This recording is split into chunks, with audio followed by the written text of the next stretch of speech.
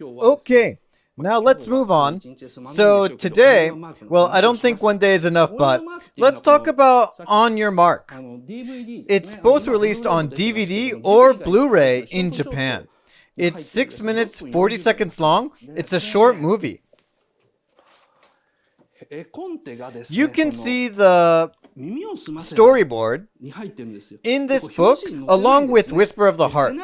Look here. You see the title, On Your Mark, written in small letters. It's hard to tell. This is pretty much the only reference we have.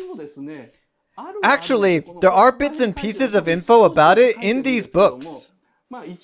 The largest resource comes from Anime-ju, issued in August 1995.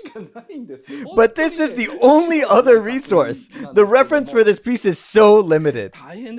Pretty tough. It's a music video made for CHAGE&ASKA. Famous in many ways, huh? This Japanese music duo commissioned Ghibli to make the video for their live concert. It was also going to be used as the promotion video. It was not typical of Miyazaki. He's not the type of guy to make a J-pop video. Then why did he take that job? Well, here. Genius's Thought, published from Bunge Shunju, written by Toshio Suzuki.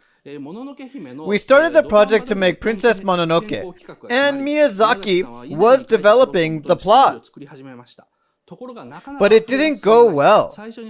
He came up with the plot a long time ago, so he lost the feeling he had at that time. Then he thought, that plot was outdated. He went into a slump and couldn't proceed with his work. Then the project got stuck for about half a year.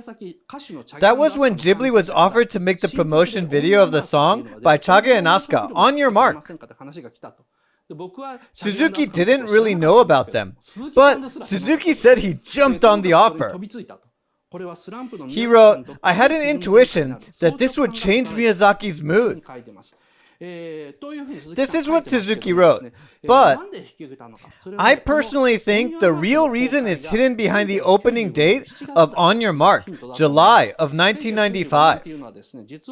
In March 1992, Porco Rosso was released. Then, in 1994, the last chapter of Nausicaa was published in the magazine Anime-ju. Then, in July 1994, Pon Poko was released. So, what does all this mean? Ghibli was in a financial crisis. Porco Rosso wasn't like the biggest hit. And the manga of Nausicaa, the biggest merchandise at the time, finished. Sure, Pon Poko was a hit, but not enough to make a profit.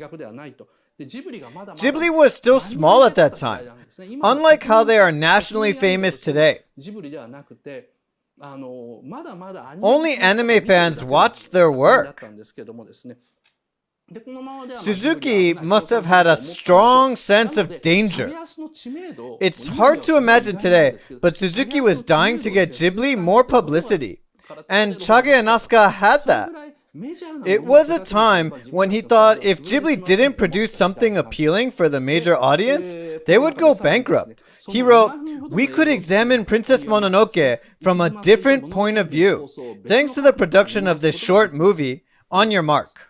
Let me explain how the production of Princess Mononoke began in the first place. It goes back to 1980. Miyazaki wrote this children's book with the same title, which is about a cute girl being kidnapped by a spirit. Miyazaki turned this story into the storyboard. But after he made On Your Mark, he said, okay, let's toss everything and start all over. That's how he created the story that we know. He changed the story about a princess being kidnapped by a spirit into something where a boy named Ashitaka is cursed by a god, but later grows up to be an independent man. On Your Mark surely changed Miyazaki's mood. But not only that, this short movie became the most radical work made by him. So, there's this extremely long interview book by Miyazaki called Starting Point. There, Miyazaki talks about On Your Mark. Let me put it here. Okay. In this book, he says that he intentionally distorted the meaning of the lyrics. He says he did that maliciously and made a movie full of malicious intentions. Today, I will break this movie into 6 different layers and explain one by one. Because there are 6 different ways to see this work. Someone just wrote the comment that I'm analyzing the subtext, but that's different. Because these 6 different viewpoints are in layers, which means as you go from one layer to another, you understand this work more and more. In the free part, I'll just do layer 1 and 2. In layer 1, I'll narrate the simple plot, so anyone can keep up with it. But I'll make sure to indicate things that people usually miss out. Layer 2, I will talk about how Miyazaki hid his malicious intentions in the movie. In a way, the clients couldn't notice them. There are 3 different intentions, so I'll explain them. Layer 3, Miyazaki hid a secret theme which even hardcore anime fans can't figure out. Layer 4, there's Miyazaki's response to Beautiful Dreamer and Angel's Egg by Mamoru Oshii, and Only Yesterday by Isao Takahata. Layer 5, Miyazaki has hidden a secret message that only he could understand as to what kind of work he should be making.